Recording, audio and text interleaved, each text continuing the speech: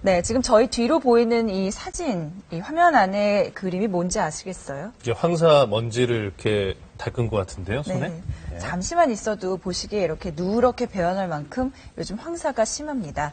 이렇게 며칠째 계속된 최악의 겨울 황사로 삼겹살의 판매가 부쩍 늘었다고 하는데요. 그렇지만 삼겹살이 미세먼지 배출에 도움이 된다라는 근거는 아직 없다고 하죠. 네, 이 대신에 황사 마스크나 뭐 목걸이용 공기청정기, 그리고 이 코 속에 넣는 마스크, 손 소독제, 그리고 물병 등이 요긴하게 쓰일 수 있는데요. 네. 황사 얘기를 좀 더 해보겠습니다. 네, 요즘 건강이 키워드인데요. 김병용 기자 나와 있고요. 네. 황사가 우리 생활 습관마저 바꿔버리고 있는 것 같아요. 그렇죠. 뭐 밖에 나가기 싫습니다. 어제 하루 참 힘든 하루였는데 네. 중국이 황사의 발원지니까 중국이 더 심하지 않을까 이런 생각을 하게 되는데 그렇죠. 최근에 저희 부서에 추석 연휴 때 상해를 갔다 온 동료가 설 있는데 연휴 때. 설 연휴 때 중국이 나쁠 줄 알고 거기 상해가도 뭐 황사가 심했다고 합니다. 근데 김포공항에 도착했는데 서울이 더 숨쉬기가 힘들더라. 오히려. 네. 이게 근데 근거가 있는 얘기입니다. 좀 뒤에 설명을 좀 드리면요. 그럼 자, 어제 황사는 어느 정도였느냐? 네. 미세먼지라고 해서 참 복잡합니다. 뭐 PM10 이런 얘기까지 나오는데 이게 이제 1마이크로미터가 뭐 100만 분의 1이다. 뭐 복잡합니다. 단순하게 생각하면 폐까지 뼛속 깊이가 아니라 폐속 깊이 파고드는, 걸러지지 않고 파고드는 먼지가 평소에 24배 수준이었다. 그러니까 평균 대비 서울의 기준으로 봤더니 최근 13년간 2002년 이후에 역대 4위를 기록하는 뭐 최악의 황사의 미세먼지였다고 이렇게 볼 수가 있습니다. 그럼 원인은 어떻게 됐느냐? 보통 2월 달에는 황사보다 미세먼지 주의보가 내리는데요. 딱 요거 세 가지만 알고 계시면 됩니다. 완벽한 삼박자가 갖춰졌다. 이 삼박자가 뭐냐면요. 첫 번째, 날씨입니다.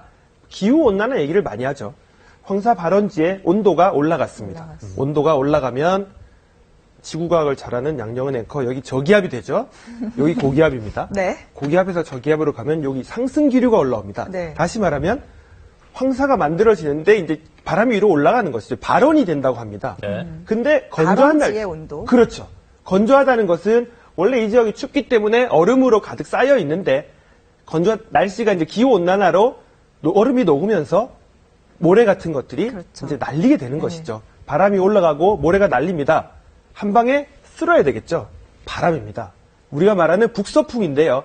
만들어지고 올라가고 바람이 때려주니까 어디로 옵니까? 우리나라로 오게 되는 것이죠.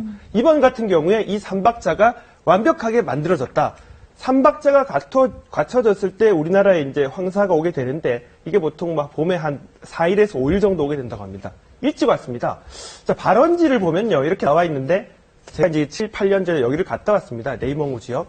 베이징에서 한 기차로 한 14시간, 5시간 가면 이 보통 황사의 주요 발원지라고 하는 것들이 있는데요.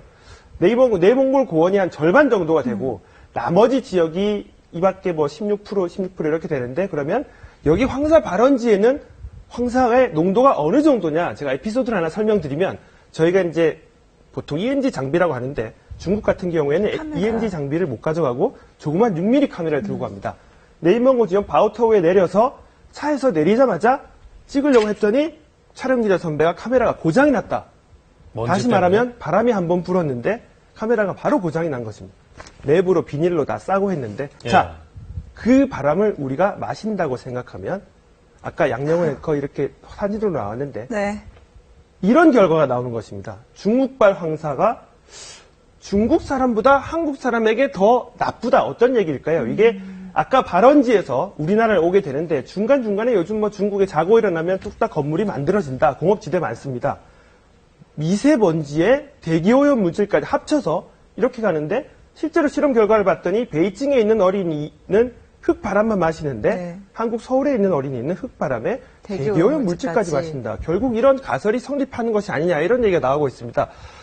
역시 뭐 올봄에 슈퍼 황사까지 온다고 하는데요. 뭐 사막화가 더 심해지고 있다고 하고요. 다음 화면을 보시면 앞서 기상캐스터, 뭐 장주희 캐스터도 설명을 자세히 했고 이런 내용이 있습니다. 저는 하나만 더 드리면 황사특보가 오늘 중으로 해제되는데 어제 해제됐고 해제된 뒤에 환기하는 것이 중요하고 특히 노출된 물품을 씻는 것이 가장 중요하다고 합니다. 근데 항상 그 환기에 관련해서는 조금 우려가 있잖아요. 그러니까 직후에 열어야 해도 되느냐. 괜찮은지. 그렇죠. 이제 완전히 주의보가 없어지고 네. 넘어갔을 때, 끝났을 때, 왜냐하면 이 온몸이 노출되어 있기 때문에 씻는 것이 중요하다. 집안에 있는 것을 빼는 것이 중요하다. 이런 얘기가 나오고 있습니다. 네, 일단 뭐 자주 세척하고 씻어줘야 되겠죠. 네. 네. 자, 김병윤 기자였고요.